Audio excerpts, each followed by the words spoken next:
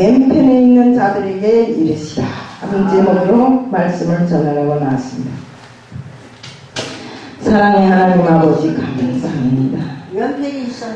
오늘 우리들 정말 주님이 마지막 때라고 하신 지금 이 시간에 저희들 정말 주님 앞에 바로 선 사람이 되기 위해서 노력하고 정말 왼편에 있는 자들처럼 주님을 불신하는 일이 없도록 하게 하여 주시옵소서.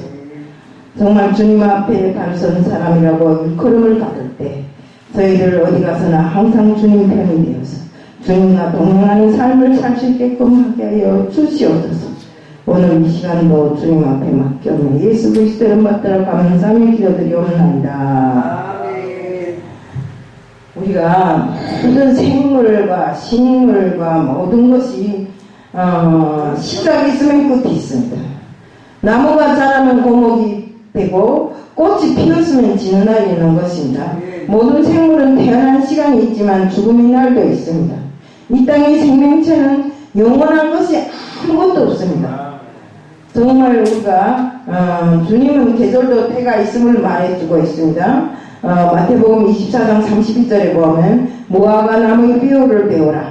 그 가지가 연하여 지고 잎사귀를 내면 여름이 가까운 줄 아나니 라고 기록되어 있습니다. 또 사도행전 1장 11절과 계시록 1장 7절에서 주님은 십자가의 죽으심과 부활을 말씀하시며 이 땅에 다시 오겠다는 재림을 약속하셨습니다. 주님이 재림하시면 이 땅은 마지막인 것입니다. 개인 종말이 아닌 말세란 예수님의 재림 시기를 말하는 것입니다. 우리가 쩍하면 말세다 하잖아요. 마태복음 16장 2절 3절에서 너희가 저녁에 하늘이 붉으면 날이 맑겠고 아침에 하늘이 붉으면 오늘은 날이 굳겠다 하나니 너희가 청기는 분별할 줄 알면서 시대의 표적은 분별할 수 없느냐고 기록되어 있습니다. 또 마태복음 24장 11절에 거짓 선지자가 많이 일어나 사람을 미혹한다 했고 미혹할 때 주의하라고 주님께서 우리에게 경고하셨습니다. 또 마태복음 24장 12절에 불법이 성함으로 많은 사람의 사랑이 식어지리라고 하셨고 또 마태복음 24장 38절 39절에는 노아 홍수 시대와 같다고 하셨습니다. 노아 때는 어떤 때입니까? 방주에 홍수 때문에 방주에 들어가기 전까지 먹고 마시고 시집가고 장가가고 춤추고 놀았습니다. 정말 홍수가 다 하면서 정말 멸하기까지 그 사람들은 깨닫지도 못하고 또 정말 거기에 깨닫고 다시 한번 되돌아봐야 하는데 그러지도 않고 정말 이렇게 자기들이 멸하기까지를 모르고 있었어요. 인자의 이름도 이와 같으리라고 주님께서 말씀하셨습니다. 누가복음 21장 25절에 보면 감람산에서 종말의 때가 되면 처처의 지진과 기근과 언역이 있을 것이고 1월 성신에는 징조가 있겠고 땅에서는 민족들이 바다와 파도의 우는 소리로 인하여 혼란 중에 공고할 것이라고 기록되어 있습니다. 이전에 경험하지 못한 큰 재앙들이 자꾸만 들이닥친다고 주님께서 우리에게 경고를 하셨습니다. 지금 보면 그때죠.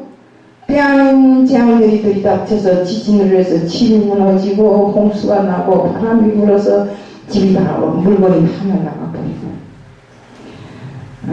마태복음 4장 7절에 보면 7절 8절에 보면 24장 7절 8절입니다.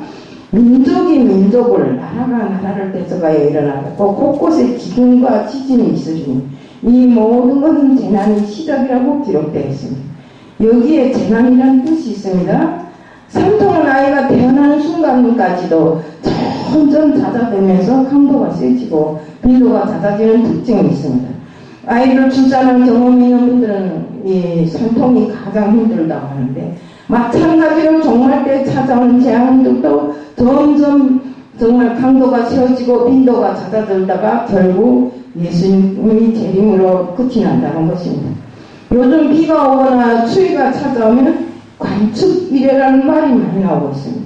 이것은 이때까지 관측해봐도 이렇게 최대가 없었다는 소리입니다. 관측이라는 소리가 성경 예언처럼 자연의 재앙이 점점 강도가 세지고 빈도가 많아진다는 시대에 살고 있는 것입니다. 우리가 에스겔 37장에 이스라엘 회복은 예수님의 말씀처럼 정말 역사가 시작되는 출발점입니다. 누가복음 21장 35절에 보면 자연의 재앙으로 예수님이 종말 때가 되면 처처의 기근과 언역이 있을 것이라고 했습니다. 또 데살로니가 전서 후서 2장 3절에 보면 교회 안에 많은 거짓 선지자와 거짓 그리스도가 나타날 것이라 했고 사도 바울은 정말 이때에 교회가 배도의 길을 갈 것이라고 경고하고 있습니다. 누가복음 17장에도 보면 도덕적 타락은 종말의 때를 노아 때와 똑같이 이렇게 말하고 있습니다. 노아의 때는 도덕적 성적 타락이 극에 달하던 때입니다. 특히 소돔성에는 동성애가 많았습니다. 정말 이 도성은 동성애가 만연하여서 누구도 막지 못하는 이런 시대였습니다. 오늘날도 화려한 도시 모습은 노아 때와 똑같습니다. 과학기술이 발달해서 정말 우리 종말이 때가 되면 과학기술이 최대로 발달합니다. 지금도 보면 우리 식당이랑 가보면 로봇이 밥을 날라오고 로봇이 또 계산도 하고 로봇이 일을 다 하더라고요. 국물을 떨어뜨리면 로봇이 쭉 가서 걸레 같은 거 이렇게 제일 밑에다 이렇게 쭉 밀고 와서 닦아버리고. 응? 로봇이. 네, 로봇. 정말 이게 정말 시대에 엄청난 교통 기술이 발전하고 정보 지식과 산업이 발달한 시대가 될 것이라고 했습니다. 지금 어떻습니까? 자동차가 길을 쭉 가다가도 푹 날아서 가고 또 배처럼 물에 딱 들어가서 떠서도 다니고 또 교통이 불편하면 쭉 이 기둥을 올려갖고 자동차를 가운데다 놓고 그 옆으로 쭉 그걸 타고 지나가고 정말 우리 그 과학기술이랑은 상상을 못할 이런 형편이 있다고요. 때문에 또한 그 계시록 13장은 종말이 때가 되면 사람들을 관심하고 화폐의 기능을 대신할 수 있는 표가 등장할 것이라고 예측하고 있습니다. 우리 많은 사람들이 666표라고 하지요. 그런 것을 몸에다 이식해갖고 이제 그것이 없으면 어디에 들어가서 물건도 못 사게 이렇게 만드는 시대가 온다고 합니다. 마태복음 24장 6절부터 7절에는 전쟁은 난리와 난리 소문을 듣겠으며 민족이 민족을 나라가 나라를 대적하리라고 했습니다. 동서의 융전이 끝나고 세계적으로 확산되고 있는 나라 민족의 그 분규가 골칫덩입니다. 소련과 우크라이나가 어떠했습니까? 전쟁으로 인해서 많은 그 정말 집들이 지역들이 파괴되고 애들이 다 죽어나가고 막 그런 형편에 처해있죠. 정말 우리가 이런 전쟁을 생각하면 소름이 끼칩니다. 테러와 전쟁이 현재 중동에서 일어나고 있는 데는 결국 전쟁을 물론 일이 커지고 점점 커지고 있습니다. 러시아는 어떻습니까? 우크라이나와 전쟁을 해야 되는데 무기가 탄알이 모자라니까 어디를 불러야 됩니까? 북한을 불러야 되잖아요. 네. 이렇게 또 우리가 다니엘서 2장에 보면 철과 진흙이 섞인 발로 묘사되는 나라가 바로 정말 이 다니엘서에서 나오는 그 나라입니다. 다니엘서에 보면 열불을 가진 짐승도 출현합니다. 다니엘 종교 일루미나티나 프리메이션은 바벨탑과 같이 이런 것입니다. 바벨탑은 어떤 것입니까? 민족들이 서로 그 남보다 하나님보다 더 그 성을 높이 쌓으려고 하다가 다 멸하고 말았잖아요. 다 터지고 각 나라 말이 다 달라지고 다 그렇게 됐잖아요. 우리 계시록 17장에는 큰 성 바벨론은 모든 주님이 재림하여 주의 나라 천년왕국 세워지기 전에 등장할 마지막 제국 적 그리스도라고 소개하고 있습니다. 계시록 3장 14절에 라오디게아 교회의 사자에게 편지하기를 아멘이시오 충성되고 참된 증인이시오 하나님이 창조의 근본이시가 가라사대 라고 기록된 것처럼 오늘날 교회들이 물질 만능이 라오디게아 교회의 종말을 보는 듯한데 이 시대가 바로 배도의 시대였습니다. 근데 오늘날 우리 교회가 바로 이런 배도의 길을 걷는 시대가 되고 말았습니다. 마태복음 24장 41절에 두 여자가 맷돌을 가는데 한 사람은 데려가고 한 사람은 고려금을 당할 것이라는 경고입니다. 또한 마태복음 24장 40절에 보면 주님이 재림하는 날 두 사람이 밭을 갈고 있는데 한 사람은 데려가고 한 사람은 그 자리에 두고 갑니다. 모든 것이 구별된다는 뜻입니다. 구원받지 못한 자와 구원받은 자를 구별하는 영에 속한 자가 따로 구별되는 시기가 바로 그 시기입니다. 지금 우리는 추수때와 같은 종말적인 시대에 살고 있음을 깨달아야 합니다. 그럼 우리 그리스도인들인 우리는 어떻게 살아야 되는가? 우선 예수님께서 우리들에게 하신 경고를 잘 들어야 됩니다. 이것이 바로 지혜로운 성도이고 복 있는 자라고 했습니다. 주님은 재림을 약속하면서 세 가지 약속을 했습니다. 우선은 깨어 있으라고 했습니다. 마태복음 24장 42절 43절에 그러므로 깨어 있으라. 어느 날에 너희가 임할지 너희 주가 임할지 너희가 알지 못함이니라. 너희도 아는 바니 만일 집주인이 도둑에 어느 정점에 올 줄 알았다면 깨어 있어 그 집을 뚫지 못하게 하였으리라. 주님이 재림의 시간이 마치 도둑이 집을 뚫고 어느 때 올까 모르는 것처럼 어느 시에 주님이 올지를 모릅니다. 주님이 어느 시간이 온다고 우리에게 시간을 밝힌 시간이 없습니다. 때문에 정말 주님이 오실 그날을 위해서 우리는 파수꾼의 역할을 잘 해야 되는 것입니다. 깨어있다는 말은 우리가 육신이 깨어있는 것만이 아니라 정신과 영적인 세계로 다 깨어있어야 되는 것입니다. 신앙도 이렇게 깨어있으라고 경고합니다. 육체가 잠들면 물질이 도둑맞고 사상이 잠들면 영토가 점령당하고 신앙이 잠들면 영혼이 도둑맞는다는 이런 말이 있습니다. 마태복음 13장 24절에 성경에도 잠든 사이에 원수가 바라지를 돋구리고 갔다고 했습니다. 우리는 신앙의 파수꾼입니다. 항상 깨어서 주를 맞을 준비를 해야 됩니다. 우리가 그러면 어떻게 깨어 있어야 하는가? 환난을 이기기 위해서 기도로 깨어 있어야 됩니다. 누가복음 21장 36절에 그러므로 너희는 장차 모든 일을 능히 피하고 인자 앞에 서도록 항상 기도하며 깨어 있으라 하시느니라. 베드로전서 4장 7절에 만물이 마지막이 가까웠으니 그러므로 너희는 정신을 차리고 근신하여 기도해라. 진짜 성경에 기도해라. 이 기도가 얼마나 중요하면 성경 곳곳에 기도하라고 얘기했어요.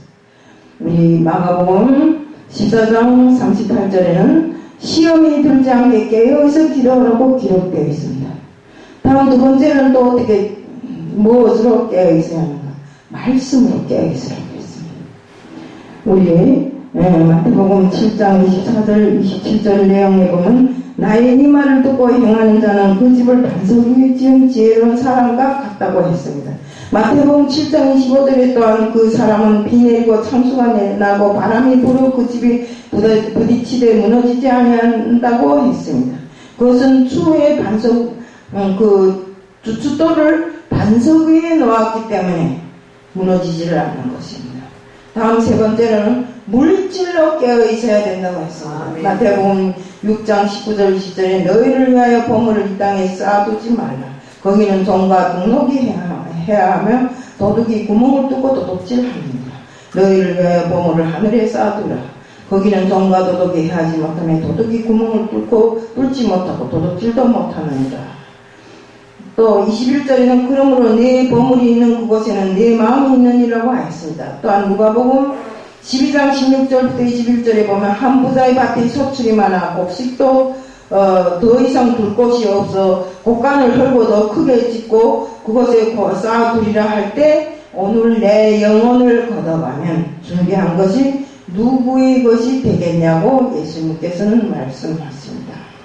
또한 계시록 11장 19절에 깨어 기도하며 하나님 보좌 앞으로 가서 하늘에 있는 하나님 성전의 언약궤를 보는 눈이 열려야 한다고 했습니다. 또한 마태복음 12장 40절에는 너희도 준비하고 있으라. 생각지 않을 때에 인자가 오리라고 기록되어 있습니다. 여기서 저는 다른 거 설명하기보다 물질로 깨있으라. 우리가 하나님이랍니다. 하나님이라는 게 물질이 없으면 아주 힘듭니다. 뭐 그렇다고 무슨 뭘 어째서 얼마 내라 소리도 못하고 참으로 어렵고 힘든 걸 다 겪어봤고 또 저는 김덕순 목사님이 얼마나 힘들까 하는 걸 생각해 본 적도 많습니다.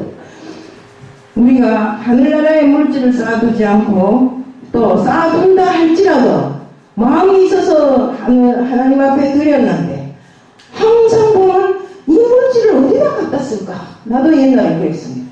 실존을 남보다 조금 더 넉넉하게 내고는 맨날 항상 속을 의심합니다. 이거 도대체 목사님이 어디 갖다 쓸까? 어떻게 썼을까? 이렇게. 그런데 내가 목사가 되고 보니까 그것이 이해되더라고요. 우리가 하나님 앞에 드린 것은 목사가 잘못 쓰면 목사가 벌 받습니다. 때문에 목사는 절대로 그것을 잘못 쓰려고 노력하지 않습니다. 어쨌든 하나님이 했습니다. 그러니까 우리는 한 번 드린 그 모든 것에 대해서는 의심하지 말고 또 의견 부리지 말고 잘 그저 하나님 앞에 드렸으면 내가 이 모든 것은 내 영혼이 하나님 나라에 갔을 때 보상받는 걸로. 오죽하면 어떤 사람은 그랬겠어요? 세상에서 죄를 너무 짓고 보니까 천국에 가면 깃털모자 쓴 멸류관도 있다니까. 어떤 사람은 그러더래요. 나는 죄가 많으니까 하나님 아버지 깃털모자라도 씌워주세요. 그러더래요. 그러니까 깃털모자라도 쓸 수 있게끔 되면 좋겠는데 그것도 못해서 지옥에 가면 난리가 아닙니까? 우리는 항상 믿는 사람들은 서로가 서로를 정죄하지 말고 서로가 서로를 의심하지 말고 오로지 우리는 하나님께 드려진 그 모든 것은 하나님이 하시는 줄로 믿으면 되겠습니다. 성도는 또 세 가지 파수꾼입니다. 성도는 영적인 파수꾼입니다. 우리가 정말 코로나 때문에 늘상 우리 코로나 때는 그랬습니다. 근데 코로나 아닌 지금도 영혼이 잠들어 있더라고요. 믿던 사람들이 많이 떠나갔어요. 뒷걸음질 치며 많이 떠나갔어요. 때문에 우리는 내 신앙이 진짜로 깨어있는가를 검사해야 돼요. 만약 파수꾼이 잠들었다면 정말로 큰일이니 영적인 잠에서 우리는 빨리 깨어나야 됩니다. 아멘. 네. 또한 우리는 가정이 파수꾼입니다. 지금 가정이 붕괴되는 상상을 생각해 보세요. 같이 살다가도 서로 칼로 찢고 무슨 죽이고 이러면서 헤어지는 가정도 많지만 조금만 힘이 들면 이탈 내탓 하면서 또 보따리 싸들고 동쪽으로 서쪽으로 너는 상행성 나는 하행성 하며 가는 가정들이 많아요. 네. 그리고 또 우리가 정말 이 어려운 시기에 서로가 서로를 격려하고 도와주고 등 때밀어주고 앞에서 제자가 당기고 이러면서 가야 되는데 그러지 못하고 정말 특히나 이렇게 하지 못하고 또 가정들에서는 어떻습니까? 아이들 때문에 살기 힘들다고 아이들을 살해하는 현상이 엄청 많잖아요. 지금 미혼녀들이 애를 낳아서는 다 죽이지 않으면 등록도 안 하고 다 죽이지 않으면 오죽하면 애를 죽여서 4년이나 냉동에다 보관해 놓고 있는 사람이 있어요. 그거 끔찍하지 않아요? 우리는 상상이 안 가지요. 이런 사람들이 많다. 2,000몇 명인가 아이들이 등록도 안 되고 행적도 없어졌다. 이렇게 정말 우리는 세상에 정말 지금 보면 인성은 없고 인권만 강조하는데 인권 하면서 인권은 개나발로 다 돼버리고 개뿔로 되어버렸잖아요. 왜? 개는 끌 안고 다니도 사람의 인권은 보장을 안 합니다 지금. 무슨 동물 무슨 보호단체에서 개를 어쩌고 무슨 걸 어쩌고 하면서 그것보다 중요한 것이 사람입니다. 아멘. 때문에 우리가 앞으로 미래를 책임질 우리 후대들을 위해서 노력하고 이렇게 해야지. 무슨 개가 중요하다고 모르겠습니다. 저는 아무리 생각해봐도 이해가 안 갑니다. 우리는 정말 가정을 지키는 파수꾼 노릇을 잘해야 됩니다. 우리 절대로 믿는 자들은 누구를 보고 야 너 내 남편이 이러니까 너 이혼해라 이런 소리 하지 마세요. 이혼해봐도 거기서 거기입니다. 딴 사람 만나면 또 다른 서로 맞지 않는 것들이 의견들이 있습니다. 때문에 우리는 정말로 하나님의 은혜 속에 가정을 모았다면 그 가정이 끝까지 나갈 수 있도록 격려하고 또 서로 도와주고 이렇게 해야 됩니다. 우리는 또한 민족의 파수꾼입니다. 지금 북한에서는 핵 보유국으로 인정받게해서 온갖 짓을 다 하잖아요. 지금은 또 무슨 러시아에 가서 또 새로운 기술을 받아들이겠다고 김정은이가 이러고 저러고 하고 있는 천만의 말씀이라고 그러죠.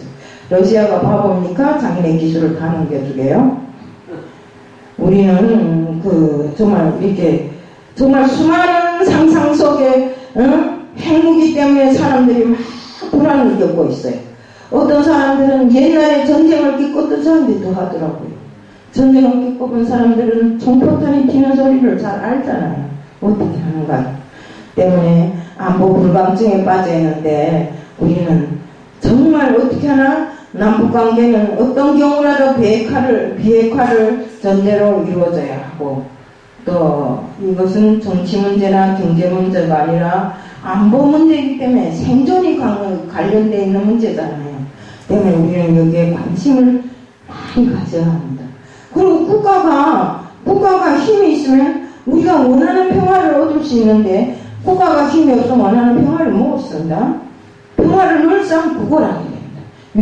USB를 갖다 바치면서 평화하자, 니하고 내하고 평화라고 하자 이러면서 평화를 구걸하게 된다. 평화는 절대로 구걸해서 되는 일이 아닙니다. 우리는 누가 우리를 지켜주는 것이 아니라 국민이 하나로 똘똘 뭉쳐서 내 민족을 구하기 위해서 노력해야 되는 것입니다. 그리스도인은 신앙을 지키고 가정도 지키고 나라도 지켜야 됩니다. 예. 우리 성경에 잠들었다고 실패한 사람들이 많죠. 우리 삼손도 그렇고 예수님이 제자들도 그렇고 유두고도 그렇고 우리 사무엘상 26장 11절 12절에 보면 내가 손을 들어 여호와의 기름을 받은 자를 치는 것을 여호와께서 금하시나니 너는 그의 머리 곁에 있는 창과 물병만 가지고 가자 하고 다윗이 사울의 머리 곁에서 창과 물병을 가지고 떠나가되 깨든지 이를 보든지 알든지 하는 사람이 없었으니 이는 여호와께서 그들로 깊이 잠들게 하셨으므로 그들이 다 잠이 들었더라.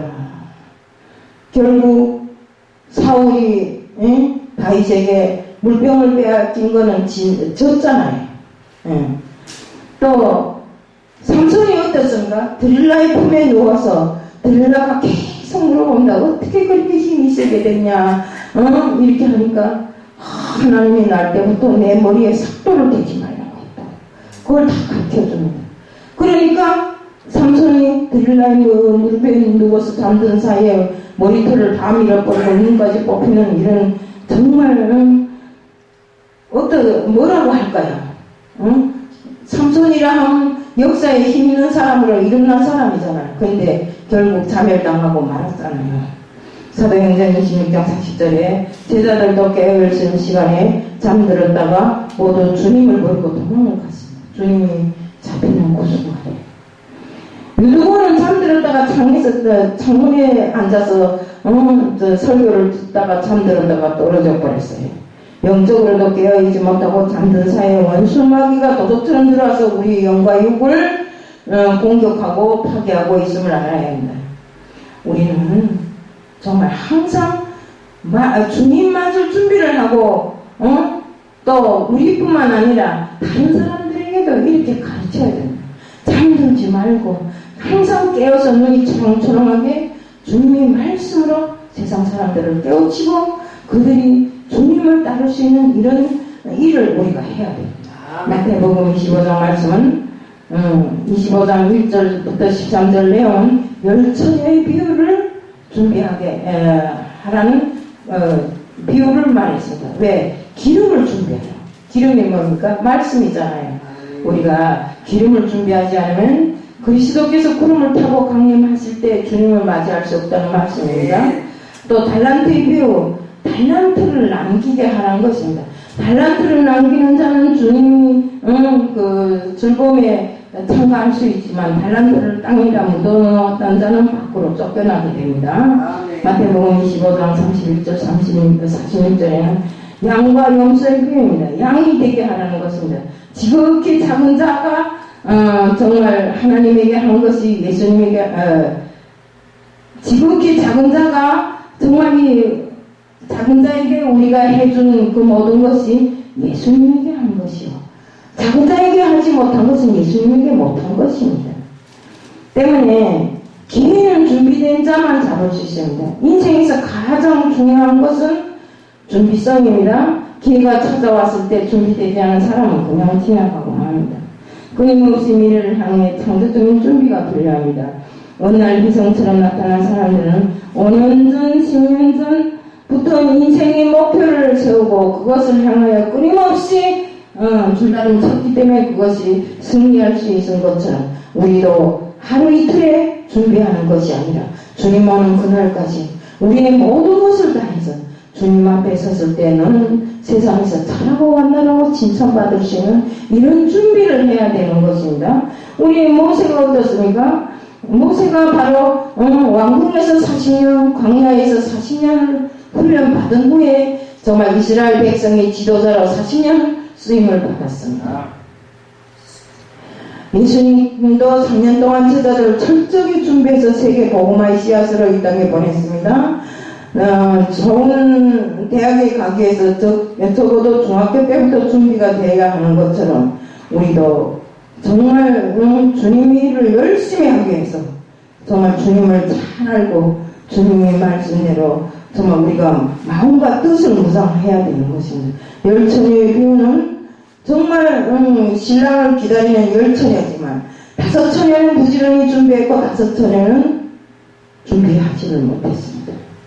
때문에 시간이 늦어서 주님을 보지도 못하고 주님과 같이 그 문에 들어가지도 못한 채 문이 닫혀버리고 말았어요. 정말 우리는 이렇게 신랑을 맞이했던 지혜로운 열처녀처럼 항상 준비하고 항상 정말 우리는 주님을 기다려야 하는 것입니다. 우리도 항상 새벽 기도를 하고 우리 여기서 새벽 기도 하잖아요. 그것처럼 새벽 기도를 하고 철야 금식도 하고 지금 당장 큰 일 때문에 무슨 나서서 이렇게 하는 것이 아니라 조금이라도 우리는 하나님 앞에 신앙을 저축해야 된다는 것입니다.